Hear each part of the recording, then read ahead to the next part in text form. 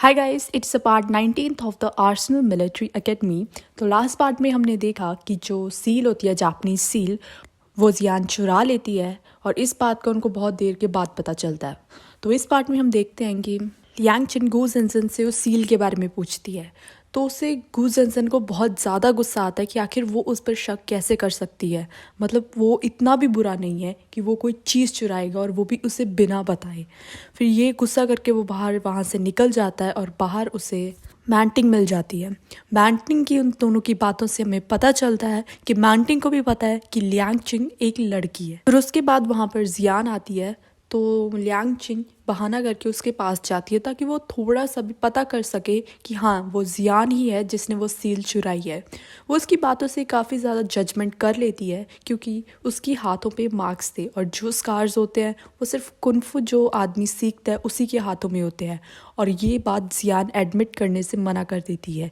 इससे उसका शक बढ़ जाता है कि हाँ, ये कहीं ना कहीं जियान इन सब में शामिल है। फिर हमें एकेडमी का सीन दिखाया जाता है जहाँ पर लियांग चिन शिफ्ट हो गई होती है अपने रूम में और बाहर फिर से उसे मिलने जियान आती है। लियांग चिन उसका पीछा करने की कोशिश करती है बट कहीं ना कहीं ये असफल हो जाता है। फिर उसके बाद हमें दिखाया जाता है कि गू जेजन भी अपनी रूम में वापस आ चुका है। वो जियान से काफ़ी बार बात करने की कोशिश करता but Liang chin totally ignore कर रही होती है। तो फिर वो गुस्से में उसका नाम बोल देता है, जी जियांग। ये सुनने के बाद लियांग चिंग ज़ोर से उसके ऊपर बुक फेंक के मारती है। तो फिर वो उससे कहता है कि तुम मुझसे बात क्यों नहीं कर रही हो, मुझे ये बताओ, क्या तुम्हारा और जुनसैन के बीच कोई अफेयर चल रहा है। ये सुनने के बाद वो उसकी बातों का कुछ भी रिप्लाई नहीं करती और वॉशरूम में चली जाती है।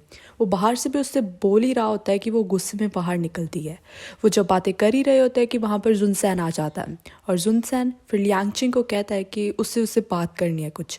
गू जेंजन अपना हाथ आगे कर देता है कि ये नहीं जाएगी बट लियांग चिंग कहाँ रुकने वाली थी, वो उसका हाथ हटाकर वहाँ से निकल जाती है। गू जेंजन काफ़ी आवाज़ें भी लगाता है उसे पीछे से बट वो नहीं रुकती। तो हमें पता चलता है कि जुनसैन दरअसल उस जो लड़की थी उनको ऑर्फनेज भेजने के लिए तैयारी कर रहा था और वो लियांग चिन को अपने साथ लेकर जाना चाहता था। तो लियांग चिन भी मान जाता है और वो दोनों उस लड़की को ऑर्फनेज में छोड़ देते हैं। जो वो वापस आकर बातें कर ही रहे होते हैं तो गू जेजन उन्हें देखकर काफ़ी गुस्सा कर रहा था। तो उसे अच्छा नहीं लग रहा होता कि ये दोनों आखिर बातें कर क्या रहे हैं। तो फिर गू जेजन सोचता है कि आखिर जुनसेन में ऐसा क्या है कि जो लियांग चिंग हर वक्त जुनसेन से ही बातें करना प्रेफर करती है। तो फिर जुनसेन सोचता है कि वो अब से जो जुनसेन करेगा वही करेगा। गू जेजन ने अपना ये माइंडसेट बना लिया था। इसी चक्कर में जो जुनसेन करता है वो वही करने की कोशिश करता है। इन सब में वो काफ़ी ज़्यादा फंसता भी है कि जैसे क्लास में जब टीचर क्वेश्चन पूछ रहे थे तो जुनसेन अपना हाथ खड़ा कर देता है और वैसे ही गू जेनसेन भी कर देता है। बट फिर प्रोफेसर उससे आंसर पूछते हैं तो उसे पता नहीं होता, तो अपनी वो बेइज्जती करवा कर बैठ जाता है। एंड इवन ग्राउंड में भी जिस तरह और जैसे वो प्रैक्टिस कर रहा होता है जुनसेन, वैसे ही गू जेनसेन प्रैक्टिस कर रहा होता है। और मेस में जो वो खाना लेता है और जैसे वो खाता है वो गू जेनसेन बिल्कुल वैसे ही खाना खा रहा होता है। और ये सब बाकी सब नोटिस कर लेते हैं क्योंकि ये कुछ दिनों से गू जेनसेन का ऐसे ही बिहेवियर चल रहा था। और जुनसेन ने बहुत बार एक्सपेरिमेंट किया, ये सिर्फ उसका वहम तो नहीं बट नहीं, वो जैसे वो खाना उठाता था गू जेनसेन भी वैसे ही उठाता था और वैसे ही रखता था। इन सब में गू जेनसेन भूल जाता है कि उसको टमाटो से एलर्जी है और वो इस चक्कर में बहुत सारे टमाटोज खा गया था। और जब उसे एहसास होता है कि आखिर उसने कर क्या दिया है, वो वहाँ से तुरंत भाग जाता है। और ये देख दोनों सॉन्ग और लियांग चिन बहुत हंसते हैं। और फिर जब वो रूम में आता है तो वो अपने आप को छुपा रहा होता है बट लियांग चिन उसके ऊपर से चादर उठा देती है और उसे देख बहुत हंसती है।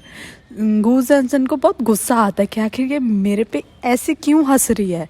बट फिर वो एक्सेप्ट कर लेता है क्योंकि उसकी हालत काफ़ी ज़्यादा ख़राब थी। एक्चुअली उसकी जो फेस थे वो रेड हो गया था, उससे एक्ने हो गया था जिसकी वजह से। और फिर सुबह भी उसके कुछ ना कुछ स्पॉट्स बच गए थे और उसकी वजह से जो स्पॉट्स होते हैं वो सुबह तक नहीं जाते।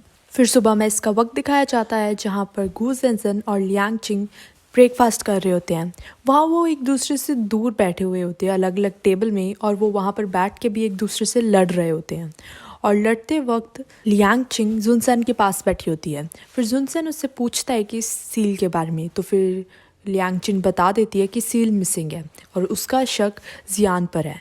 ये सुनकर उसको थोड़ा सा गुस्सा आ जाता है जुनसान को।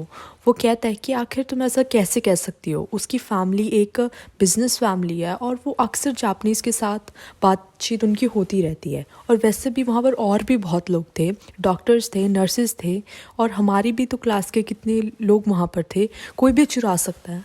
ये सुन लियांगचिन वहाँ से निकल जाती है क्योंकि उसको कमांडर ने बुलाया था और कमांडर के ऑफिस में ऑलरेडी मैंटिंग वहाँ बैठी थी। तो बाद में उस लियांगचिन को पता चलता है कि मैंटिंग ने कमांडर से अपनी सेफ्टी के लिए लियांगचिन को हायर किया है। ये सुन लियांगचिन थोड़ी सी हैरान हो जाती है कि आखिर एक मिलिट्री स्टूडेंट को वो हायर कैसे कर सकती है। तो कमांडर उसे कहते हैं कि ये उसकी एक काइंड ऑफ ड्यूटी है, अगर वो इसको अच्छे से फुलफ़िल करेगी तो इसको उसी के ग्रेस मार्क्स मिल जाएंगे। अगर वो करना चाहती है तो ठीक है, वरना किसी और स्टूडेंट को। बट मैंटिंग सिर्फ लियांगचिन को ही चाहती थी, तो कहीं ना कहीं फिर लियांगचिन को हाँ करना ही पड़ता है और वो हाँ कर देती है। और उधर जुनसान को भी काफ़ी ज़्यादा अपसेट हो रहा था लियांगचिन की बातें सुनकर जियान के रिलेटेड, तो वो उसको कहीं ना कहीं इग्नोर करना स्टार्ट कर देता है। और उधर जब लियांगचिन मैंटिंग के पास थी तो वहाँ पर फायरिंग स्टार्ट हो जाती है, मतलब जापानीज़ के लोग मैंटिंग पर अटैक कर देते हैं। और फिर वो उनसे लियांगचिन उन सबको कैसे ना कैसे करके संभालती है और फिर वो वापस एकेडमी की तरफ आते हैं। वहाँ जाकर वो जुनसान के बारे में पूछती है लियांगचिन, तो फिर वो जीजन बताता है कि वो जियान के साथ गया है। तो लियांगचिन मैंटिंग की कार बारो करके उसके पीछे जानती है। So this was all for this part. I hope that you like it. Bye guys.